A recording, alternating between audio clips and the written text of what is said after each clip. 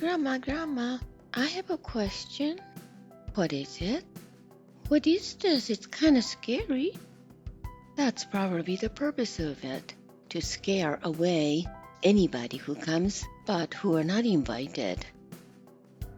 Like who? Strangers? Bad people?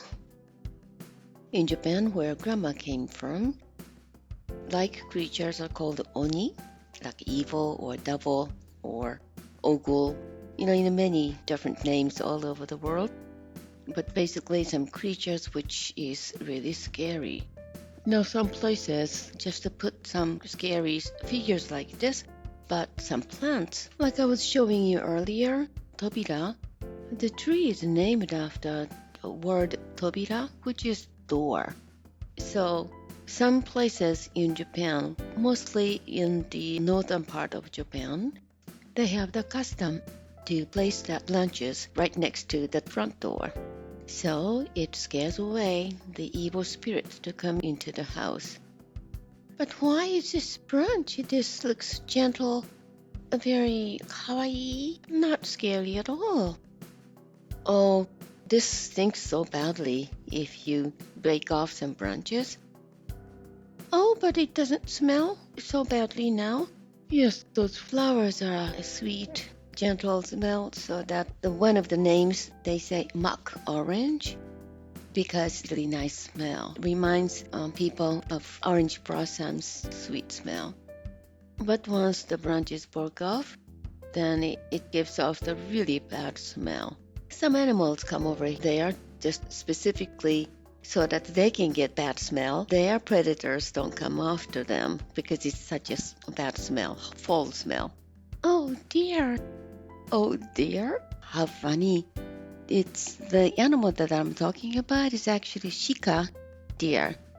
Shika is a kind of deer that is very different from American deer. They're small and they're the only one who does not lose spots as an adult. Isn't that interesting? It's mostly in Japan. The other places in Asian countries, they are almost extinct. Their natural enemy is gone, and their favorite Tobira is there as well. So good things going for them. So it's like opposite of perfume. People want it to be attractive, and people will admire the smell.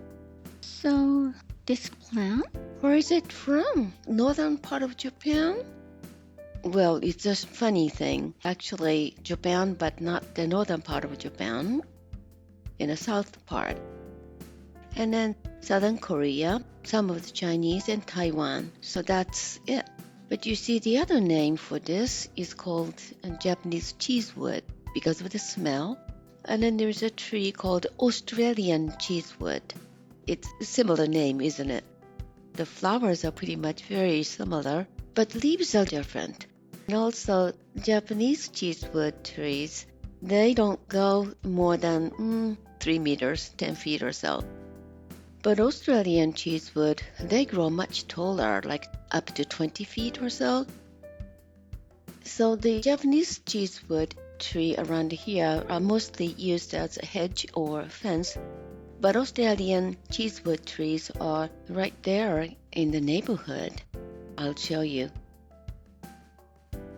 Isn't it pretty? So flowers are very similar, the fruits are similar, and then also the seeds are very sticky, and the birds will, get those things carried away to next destination for the journey. Look at the leaves. Leaves are a little bit different. The Australian cheesewood leaves are elongated, and then the colors are a little bit lighter, and then wavy on the edge. Isn't that pretty? Japanese cheesewood trees, leaves are really very dark, very dense, and their leaves are round on the edge and on the tip, very different when you look at the leaves. Australian cheesewood come from southern part of Australia and New Zealand, and that's about it. They don't come all the way up north to Japan or Korea.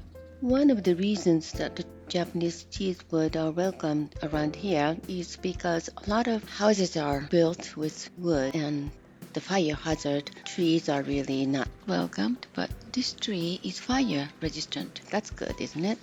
Australian cheesewood is poisonous. Their fruits are sometimes used by tribal people for catching fish. Those fruit, you put in the stream, and then a fish would get the poison, and I'm very sorry, but they don't survive, right? So you scoop them up, and that's how they fish it. There are some other interesting facts about these trees, but Grandma needs to go, so I will see you soon.